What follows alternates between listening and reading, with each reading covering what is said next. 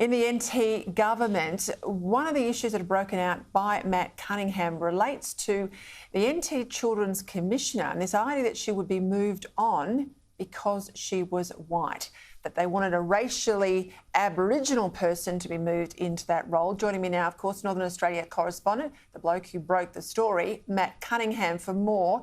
Matt, give us some detail about this dispute. The woman in question here, the white Children's Commissioner, Colleen Gwynn, has gone toe-to-toe now with the Territory Government. What can you tell us? Well, Colleen Gwynn was charged with abuse of office back in July 2020. Last month, a Supreme Court judge ordered a jury to find her not guilty. I won't go into the nuts and bolts of that particular saga, but just in relation to this issue, her lawyers have now sent a letter to the Northern Territory Government. She's seeking compensation for the way that she's been treated. In this letter is a revelation that in late 2019, she was called to a meeting with Jody Ryan, the Chief Executive of the Department of Chief Minister and Cabinet. And in that meeting, she was told that her contract wasn't going to be renewed because the Cabinet had decided unanimously that it wanted to replace her with an Aboriginal Commissioner. She asked for more detail about this. Jody Ryan said to her that she had been sent by the then Attorney General, Natasha Files, who's now the Chief Minister, to deliver that message to her, that she was out, her contract wasn't being renewed because the Cabinet had made this unanimous decision to appoint an Aboriginal Commissioner. Now, Colleen Gwynn says that she subsequently rang Natasha Files 2 days later. She said that wasn't true, and then about 6 months later, she was actually reappointed to another term. So it's all very confusing. It's hard to tell who's telling the truth at the moment, but I can tell you that Colleen Gwynn's version of this is based on contemporaneous notes that she took at the time that she had that meeting and had that conversation with the Territory's top public servant. Well, you asked Natasha Files about this. Let's remind people she was the Attorney General at the time, so involved in all of this. What was her response?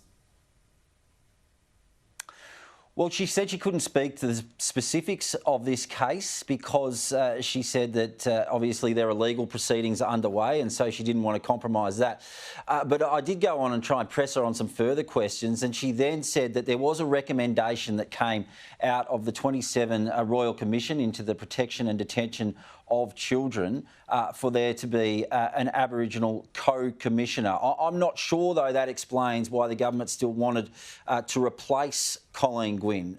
If there was going to be a co-commissioner, then presumably Colleen Gwynn could have stayed in her role, and there could have been an Aboriginal person appointed as a co-commissioner. I think it's important to remember as well, Peter, that Colleen Gwynn had delivered some absolutely damning reports into the Northern Territory Government and how they'd handled matters of both youth detention and child protection, including a particularly damning report into the rape of a 2-year-old girl in Tennant Creek back in 2018 that found that that girl and her siblings had been subjected to 52 notifications to the Child Protection Department, who had effectively done nothing to keep her safe. And they've got to shoot the messenger then, don't they? Just quickly, at the Alice Springs School, Yipirinya, tell me if I've said that right, but I was there in February. I met with the wonderful principal. They want to establish a boarding school facility there. At the moment, it's a day school, and we know why, because they want the kids off the street. They want them to be well fed, have a safe place to sleep at night. A lot of support for this, pushed very hard by Jacinta Price, promised by the Morrison government. They get thrown out of office. Now it looks like the Labor MP Marion Scrymgour is supporting it as well. Do you think we might see some hope in the budget next week that it will get some funding? I think it'll happen at some level. We know that $250 million has been committed by the federal government for Alice Springs. If among that $250 million they can't find $8 and a bit million for this boarding house, which is clearly needed at the Yipirinya School, well then I don't know what they're doing with that money. And I think when you've got Jacinta Price and Marion Scrymgour both on board with this idea, I think it's going to happen.